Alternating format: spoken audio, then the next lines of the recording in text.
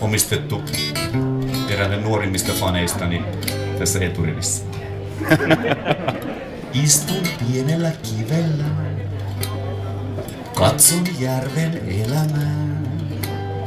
Kalat hyppivät iloissaan, kuuluu ääntä seuraavaan.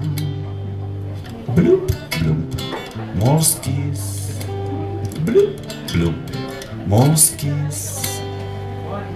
Surullisena katselen, pääsen mukaan leikkiin en. Olisinpa kalanen, taikka pieni lintunen. Tulee kertosäe.